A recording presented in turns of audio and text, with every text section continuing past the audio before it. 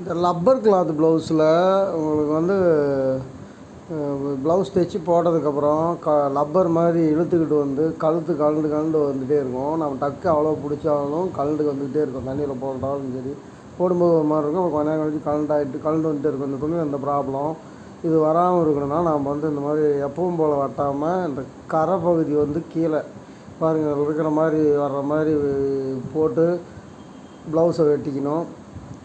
Back பகுதி மட்டும் அப்படி வெட்டிக்கிட்டு ஃப்ரண்ட் பகுதி வந்து கிராஸ் கட்டிங் போட்டுக்கலாம். அப்புறம் கை வந்து நம்ம இதே மாதிரி நெட்டில் போட்டுக்கிட்டாலும் சரி, நம்ம எப்பவும் போல் போட்டுக்கிட்டாலும் சரி, இந்த மாதிரி பண்ணால் அந்த கழுத்து வர ப்ராப்ளம் வராது. லைக் பண்ணுங்கள், ஷேர் பண்ணுங்கள், சப்ஸ்கிரைப் பண்ணுங்கள். ட்ரை பண்ணி பாருங்கள், நல்லாயிருக்கும்.